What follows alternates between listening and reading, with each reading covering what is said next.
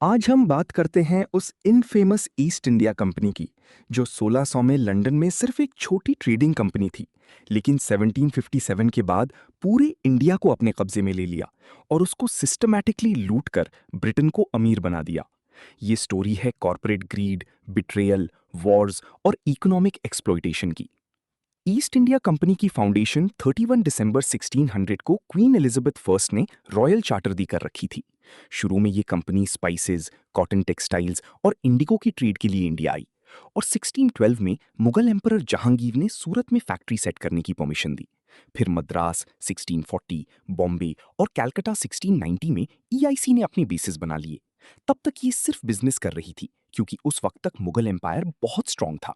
लेकिन ये सब 1707 में बदल गया जब औरंगजेब की डेथ हो गई। औरंगजेब 1658 टू 1707 ने 49 साल तक मुगल एम्पायर को रूल किया, लेकिन उनकी पॉलिसीज ने ही एम्पायर के डाउनफॉल के बीज बोए थे। औरंगजेब बहुत strict Orthodox Islamic policies adopt की। 1679 में नॉन मुस्लिम्स पर जिजिया टैक्स वापस लगा दिया, जो एम्परर अकबर ने अबॉलिश किया था, जो हिंदू सिख्स पर बड़ा फाइनेंशियल बोझ बना। 1669 में उन्होंने टेम्पल डिस्ट्रक्शन के फरमान जारी किए, जिसमें फेमस हिंदू टेम्पल्स जैसे वाराणसी की काशी विश्वनाथ, मथुरा की कृष्ण जन्मभूमि और गुजरात की सोमनाथ को टारगेट किया गया। इतना ही नहीं, सिख गुरु तेग बहादुर को 1675 में रिलीजियस इंटॉलरेंस की वजह से एग्जीक्यूट करवाया गया। औरंगजेब ने फतवाए आलमगीरी जैसे रिलीजियस लॉ कोड कंपाइल किया, जो शरिया को स्ट्रिक्टली इन्फोर्स करता था। इतना ही नहीं, मिलिटरीली औरंगजेब ने बहुत कॉस्टली डेक्कन वॉर्स शुरू किए। सितंबर 1681 में औरंगजेब ने अपनी आर्मी को डेक्कन में शिफ्ट कर दिया और वहां कैंप लगाया। पहले उन्होंने बीजापुर और गोलकोंडा के मुस्लिम सल्तनत पर हमला किया क्योंकि वो मराठास के एलाइज थे। सीज ऑफ बीजापुर अप्रैल 1685 से शुरू हुआ। इमेजिन करो, एक मैसिव फोर्ट जो ग्रेनाइट की 50 फीट ऊंची और 25 फीट मोटी वॉल से बना हुआ, 10 फीट गहरा मोट के साथ, और उसके ऊपर से बीजापुर के बड़े बड़े कैनन्स जैसे फेमस मलिक के मैदान जो 69 सेंटीमीटर डायमीटर के कैनन बॉल्स फायर करता था। बीजापुर सल्तनत आदिल शाही डायनेस्टी के अंडर सिकंदर आदिल शाह की लीडरशिप में था। ये डेक्कन का पावरफुल किंगडम था जो मुगल सुप्रीमेसी को चैलेंज कर रहा था और मराठास को सीक्रेटली सपोर्ट भी दे रहा था। और ये सब औरंगजेब को बिल्कुल भी पसंद नहीं था। औरंगजेब ने डिसाइड किया कि बीजापुर को एनेक्स करना जरूरी है ताकि मराठा थ्रेट को खत्म किया जा सके। मार्च 1685 में औरंगजेब अपने बेटे प्रिंस मोहम्मद आजम शाह को भेजा, ऑलमोस्ट 50,000 ट्रूप्स के साथ।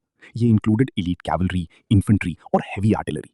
मुगलों ने पहले classic Mughal siege tactic follow किया। किले को सभी तरफ से घेर कर सप्लाई लाइंस कट कर दी और अंदर के लोगों को भूख से मरने के लिए विवश कर दिया। Elite Mughal cavalry led by generals जैसे दिलीर खान और कासिम खान ने फोर्ट के अराउंड की पोजीशंस कैप्चर कर लिए।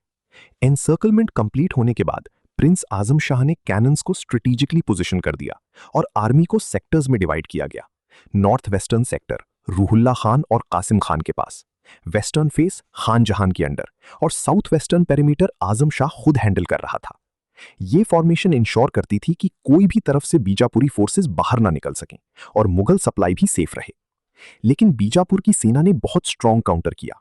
उनके हैवी कैनन्स, स्पेशली मलिक के मैदान ने मुगल आर्टिलरी बैटरीज को विफल कर दिया।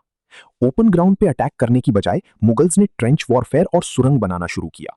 लॉन्ग पैरेलल ट्रेंचेस खुदवाई गईं, आर्टिलरी को ट्रेंचेस में रखा गया ताकि वो प्रोटेक्टेड रहें, और खुदाई एक्सपर्ट्स ने वॉल्स के नीचे टनल्स बनाने शुरू किए। ये टैक्टिक ऑटोमन और पोर्चुगीज इन्फ्लुएंस से इंस्पायर्ड था और रैपिड रीपोजिशनिंग के लिए हल्की तोपों को यूज किया गया ताकि इन्फेंट्री पुश कर सके। बीजापुर की सेना ने मुगल पोजीशंस को डिसरप्ट करने के लिए सडन अटैक्स किए, लेकिन मुगल्स ने रीइंफोर्स्ड डेरा बनाए और काउंटर बैटरी फायर कर दिया। फिर आया स्टेलमेट फेज, ऑलमोस्ट 14-15 महीने तक। किले के चारों तरफ की खाई पार करना इम्पॉसिबल था। वॉल्स इतनी स्ट्रांग थी कि टूट नहीं। मुगल कैंप में फैमिन और डिजीज की प्रॉब्लम भी होने लगी, लेकिन औरंगजेब ने हार नहीं मानी। सितंबर 4, 1686 को वो खुद पहुंच गए अतिरिक्त सैनिकों के साथ और पर्सनली कमांड संभाल लिया। अब स्ट्रैटेजी में मेजर शिफ्ट आया। इंटेंसिफाइड बॉम्बार्डमेंट और टनल बनाई गई। औरंगजेब ने आर्टिलरी बैरेजेस को डबल किया। मुगल सेना ने और गहरे माइंस लगाए दीवार के नीचे एक्सप्लोजिव चार्जेस के साथ। साइकोलॉजिकल वॉरफेयर का बड़ा कार्ड खेला गया। बीजापुरी नोबल्स, स्पेशली अफगान्स, को ब्राइब किया हाई मनसब्स और रैंक्स देकर, जिससे इंटरनल डिजर्शंस हुए और सिकंदर की आर्मी कमजोर हो गई। फाइनल टैक्टिक्स में फुल असॉल्ट शुरू हुआ। 8 दिन की नॉन स्टॉप फाइटिंग के बाद इंटेंस कैनन फायर किए गए और पैदल सेना ने जोरदार हमला करके मुगल्स ने ऑन सितंबर 12, 1686 को किले को कैप्चर कर लिया। इसके बाद सिकंदर आदिल शाह को प्रिजनर बना लिया गया। 15 महीने की ब्रूटल सीज के बाद सितंबर 1686 में बीजापुर फोर्ट गिर गया और सिकंदर आदिल शाह को सरेंडर करना पड़ा। ये था part 1 of how the East India Company conquered and looted India. अगर आपको जानना है कैसे एक ट्रेडिंग कंपनी ने पूरे देश पर अपना राज जमा लिया, तो नेक्स्ट पार्ट मिस मत करना, जहां कहानी और भी इंटेंस होने वाली है। चैनल को सब्सक्राइब करें, क्योंकि असली गेम अब शुरू होता है।